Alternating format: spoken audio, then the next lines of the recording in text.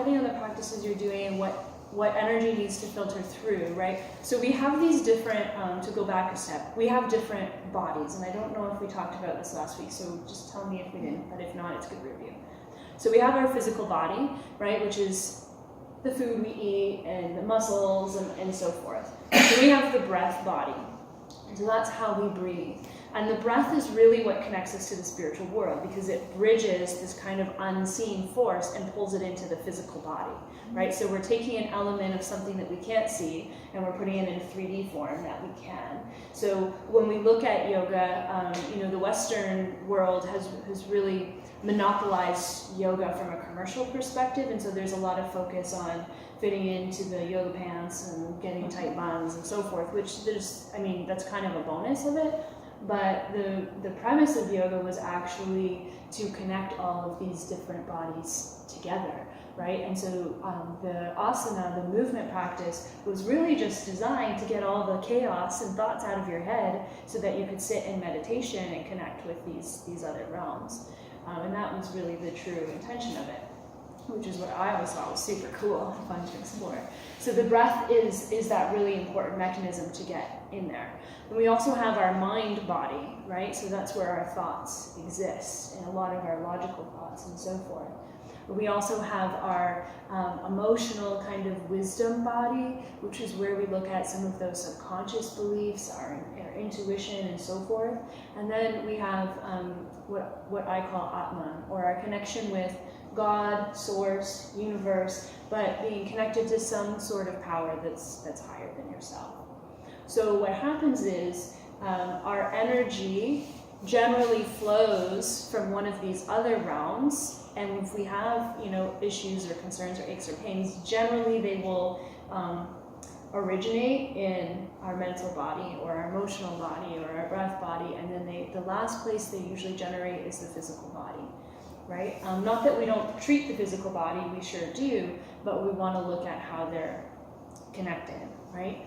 So for example, like if I have a lot of anger coming up for whatever reason, and I start doing meditation practice, it might help to release my anger, but I might also find that in that process I start breaking out on my skin because the emotion is literally kind of oozing out of my body. So a lot of people would look at that and be like, "Oh, I shouldn't do that meditation because now I have all these blemishes."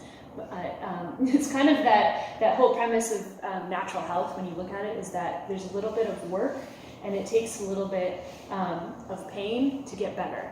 And so we kind of look at the same thing with yoga. Is that sometimes those pains, those sensations, those emotions need to come up and come out in order for them to be released.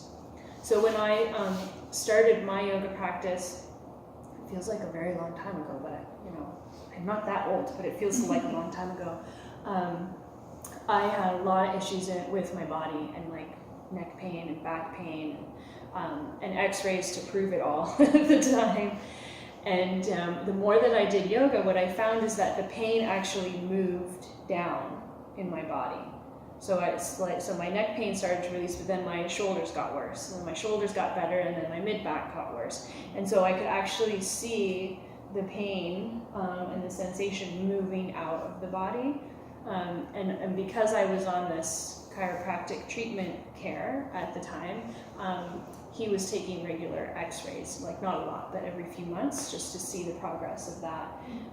And during that time, that was when I actually did my yoga teacher training. So we have x-rays of my before and after of doing 3 hours, 6 hours of yoga every day for a month straight.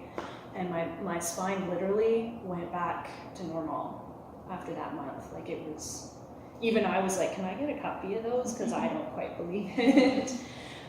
So sometimes it's because there's a physical thing, but sometimes it's because that practice is also causing something to arise in order for it to be released. And it used to be that we'd have to go back into the story and remember, whether it was this life or a past life and dredge all that up. We're in a space now where the healing is happening much faster, and so it's actually just as effective to just feel the emotion and not necessarily need to know why it's there to have the healing